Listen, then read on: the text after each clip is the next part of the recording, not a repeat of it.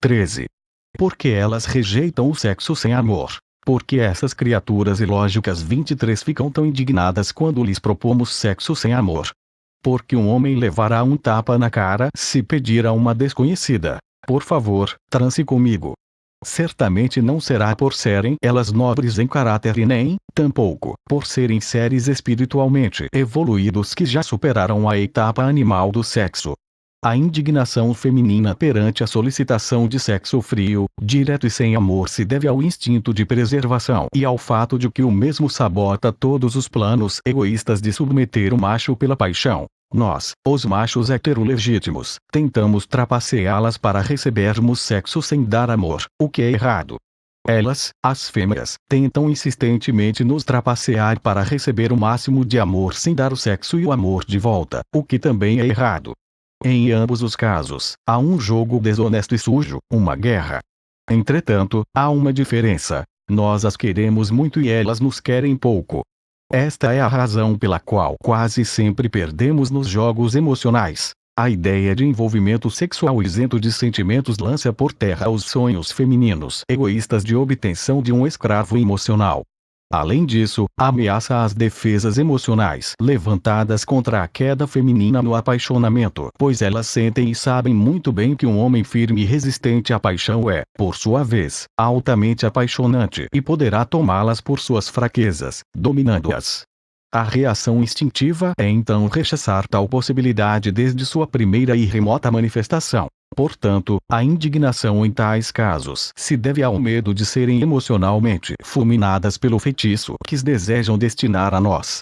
Se deve simplesmente ao egoísmo e não a qualquer motivo nobre ou espiritual. Entre as engenhosas artimanhas femininas encontra-se a cruel capacidade de simular a paixão com perfeição, enquanto na verdade nada se sente.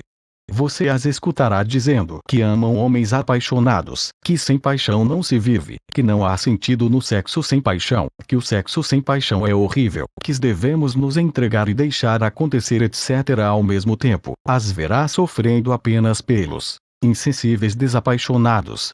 Os fatos desmascaram as mentiras e estão visíveis, os ignorantes é que se recusam a olhar. Não estou pregando a desonestidade. Estou descrevendo realisticamente uma situação desagradável que ninguém quer considerar adequadamente e de forma imparcial. Proponho uma solução: um amor superior totalmente desprovido de paixão. A paixão é uma modalidade inferior e animalesca de amor, um amor primitivo e bruto. É maligna em essência por ser um instinto cego que turva a inteligência. Não há alternativa: ou é usada contra nós ou a usamos contra a outra pessoa. Logo, o único que podemos fazer é escapar desta dualidade, deste jogo de opostos, e o fazemos quando nos desapaixonamos totalmente e passamos a dominar, dirigir, comandar, proteger e ajudar corretamente a mulher. Outro motivo pelo qual o sexo sem amor é rejeitado na maioria das vezes é a baixa intensidade do desejo exclusivamente sexual na mulher. Como já vimos anteriormente, a desejo feminino, apesar de existir, não é tão avassalador quanto o masculino, o que as leva a preferir comprar roupas ou ir em shoppings a ter sexo. É muito mais fácil criar uma situação que provoque ereção em um homem do que uma situação que provoque lubrificação vaginal em uma mulher. É muito mais fácil encontrar uma fêmea que enlouqueça um macho do que encontrar um macho que enlouqueça sexualmente uma fêmea. É muito mais fácil um macho perseguir ou lançar-se sobre uma fêmea do que o contrário. Os machos perseguidos são poucos e as fêmeas perseguidas são muitas. Os orgasmos femininos são mais raros do que os orgasmos masculinos. Ainda que perca grande quantidade de energia, o macho quer sexo todos os dias e a fêmea o quer de vez em quando. As ninfomaníacas não são movidas somente pelo desejo exclusivamente sexual, como acreditam os ignorantes, mas também e principalmente por outros desejos e sentimentos. O desejo feminino exclusivamente sexual existe, mas, em comparação ao masculino, é algo tênue. As loucuras, gritos, malabarismos, etc. são uma mescla de fraco desejo exclusivamente sexual, fingimento, autoindução e intensas emoções de múltiplas naturezas, desejo de ser gostosa, de vencer as rivais, de prender o homem, de impressioná-lo, de manipulá-lo para a obtenção de algo cobiçado, etc. É esta mescla que provoca o que parece ser intenso desejo exclusivamente sexual. A prova disso é que elas não ficam molhadinhas por qualquer um, ao contrário dos machos que, em estado de insanidade, chegam a violentar crianças, animais, cadáveres e mulheres com problemas mentais. E, quando um dos mencionados ingredientes é perdido, o interesse repentinamente desaparece. A despeito de todas estas evidências irrefutáveis, parece-me que não somente os homens, mas até elas mesmas, acreditam que são cheias de desejo sexual. Isso se deve ao fato de que as fêmeas são capazes de acreditar em seus próprios melodramas, mentiras e simulações sem perderem completamente a consciência de que o fazem. Frequentemente, a masturbação e a lubrificação vaginal são usados como argumento de que o desejo feminino é intenso. Vamos esclarecer mais esta farsa. A masturbação feminina não ocorre simplesmente por um desejo sexual intenso, mas por uma combinação de fraco desejo sexual associado à indução comportamental por meios de comunicação em massa. Há várias décadas, a televisão, as revistas, os rádios e os jornais estão a todo momento dizendo que as infelizes devem masturbar-se porque é bom, correto, bonito e saudável. Também dão a entender, principalmente em novelas, que trair maridos é bom e recomendável, já que a maioria dos homens seriam seus inimigos. Como são altamente suscetíveis às más influências, as mulheres rapidamente absorvem estas sugestões, por via subliminar ou explícita. A lubrificação vaginal ocorre pela mesma via e se explica do mesmo jeito. É uma reação reflexa do corpo que resulta da associação dos vários ingredientes que apontem na gênese social do desejo, sendo, portanto, o desejo exclusivamente sexual feminino algo quase inexistente em comparação ao violento e poderoso desejo masculino. É muito lógico e óbvio que as assediadas rechacem os assediadores e fiquem indignadas quando recebem propostas de sexo sem amor, apesar de, por outro lado, sentirem-se bem por saberem que despertaram atração. Há, entretanto, alguns casos fogem a esta regra. Aqueles que são ricos, famosos, perseguidos por muitas ou têm várias namoradas lindas normalmente não são rechaçados ao proporem sexo sem amor. Por que isso acontece? Simplesmente porque as fêmeas consideram que esses poucos homens têm o direito legítimo ao prêmio e os demais não. Aos olhos femininos, eles seriam superiores aos machos comuns e não teriam a obrigação de amar a ninguém para receber amor e sexo de boa qualidade. O simples fato de existirem já seria considerado um pagamento. Se o artista famoso descer do palco, poderá transar com qualquer admiradora da plateia, sem obrigação alguma de amá-la. Não despertará repulsa e mulher escolhida se considerará premiada e será invejada pelas rivais. O mais engraçado é que se esta mesma mulher, escolhida pelo artista, possuir um namorado ou marido, exigirá do coitado fidelidade e amor, recusando-lhe o sexo impessoal. Ou seja, o artista famoso pode usá-la sexualmente sem a obrigação de amá-la, mas o pobre marido não. 14. O amor em suas várias formas. Segundo V.M. Samael Aunvior, o amor entre um homem e uma mulher pode ser dividido em 3 categorias: amor emocional, amor sexual e amor consciente. Em sua concepção, o amor sexual seria o desejo bruto de fornicar, o amor emocional seria afetivo, paixão romântica, e o amor consciente seria o bem-querer alheio desinteressado, altruísmo. As 2 primeiras formas de amor seriam inferiores e meiras facetas da luxúria, enquanto a terceira seria superior e corresponderia ao amor verdadeiro. Ainda segundo o venerável mestre, a luxúria, desejo sexual, se manifestaria no centro sexual como uma excitação morbosa inconfundível que nos impulsionaria ao ato do coito e se manifestaria também no coração como amor romântico. Os poetas e cantores, ao longo da história, teriam louvado a paixão luxuriosa sob a forma de amor romântico e a confundido com o verdadeiro amor, por ser a mesma extremamente fascinante e enganosa. Essas informações podem ser encontradas nos livros Dialética da Razão Objetiva, Tratado de Psicologia Revolucionária e O Matrimônio Perfeito.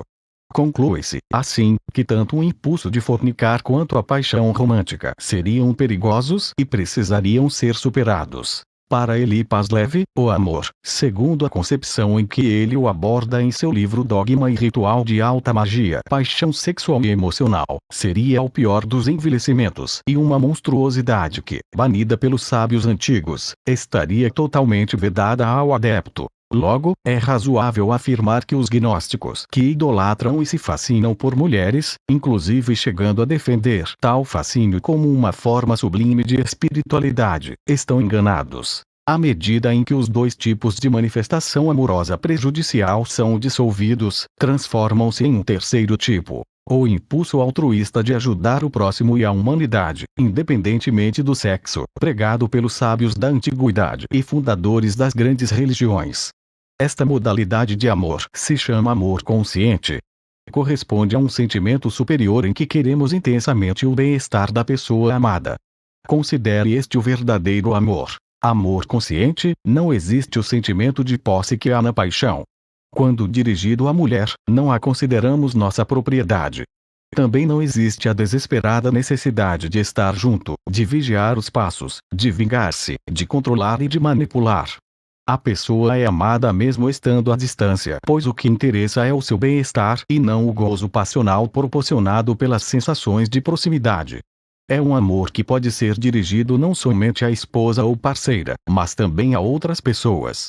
É muito difícil chegar-se a tais alturas, poucos o conseguem. Todos os conflitos e infernos da relação se originam das emoções inferiores da paixão e por isso não é possível que se tenha paz estando-se apaixonado. Entendo que o apaixonado vive uma ilusão, da qual é arrancado cedo ou tarde para ser lançado no sofrimento. No amor consciente, o bem-estar da pessoa amada é mais importante do que sua proximidade. No amor passional, a proximidade da pessoa amada é mais importante do que o seu bem-estar.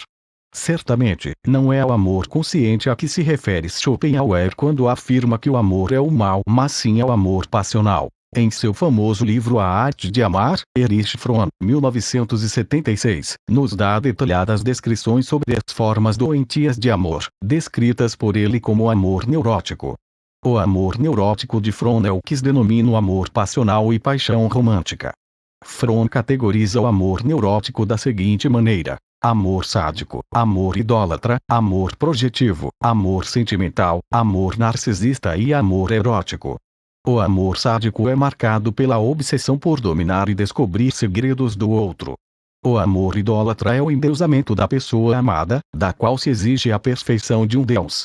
O amor projetivo se dá quando um dos parceiros enxerga no outro os seus próprios defeitos e falhas projetados, fazendo a partir daí suas exigências e acusações. O amor sentimental é caracterizado por fantasias românticas de filmes, revistas etc. jamais vividas na vida real como uma pessoa real. O amor narcisista existe no caso da pessoa que ama a si mesma através da outra pessoa. O amor erótico é o mesmíssimo amor sexual de Samael Aun Weor, possui um caráter enganador que leva sua vítima à troca constante de parceiros em busca da felicidade, que nunca é alcançada. Essas formas doentias de amor são também chamadas por ele de pseudo-amor e afetam a civilização ocidental contemporânea intensamente. São formas que se opõem ao amor verdadeiro e consciente, nas quais não convém estagnar-se. O amor neurótico que afeta a civilização atual não é mais do que o mesmo amor romântico passional tão difundido e inculcado nas pessoas desde que nascem. Parece-me que sua forma feminina de expressão corresponde a um obsessivo desejo de induzir o homem ao apaixonamento para manipulá-lo e sua forma masculina se verifica nas obsessivas tentativas, por parte do homem, de proibir, vigiar e controlar o comportamento da mulher. O homem tenta exercer um poder direto sobre o comportamento da mulher e esta tenta exercer um poder indireto sobre os sentimentos do homem. Como regra geral, o homem costuma perder no final das contas, já que é manipulado e suas proibições somente são respeitadas quando as mesmas são de interesse daquela que simula obedecer-lhe. A mulher, na verdade, é um ser rebelde que não se submete e é por isso que o erro do homem consiste em aceitar passivamente o amor neurótico, o qual o impede de renunciar ao seu forte desejo de proibir. A renúncia a essa obsessão desarticularia e esvaziaria o sentido das manipulações femininas. Somente o homem que conseguir desapaixonar-se pode renunciar ao impulso territorialista troglodita, pré-histórico e ancestral de proibir. O controle, as proibições, os ciúmes e a desconfiança são inerentes ao apaixonamento masculino e compõem um dos nossos pontos fracos, que as espertinhas tanto aproveitam.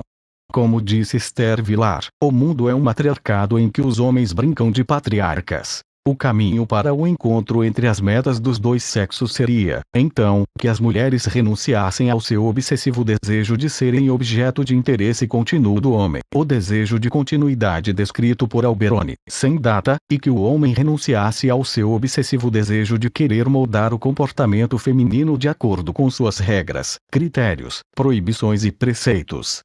Meu ponto de vista é o de que esta humanidade não trilhará este caminho, tendo se desviado dele definitivamente. O que vejo é um desencontro cada vez mais profundo, em que os homens idolatram e rastejam por mulheres que não os valorizam, enquanto as mulheres oferecem o que elas têm de melhor a alguns poucos que não merecem. Espero que me provem que estou errado.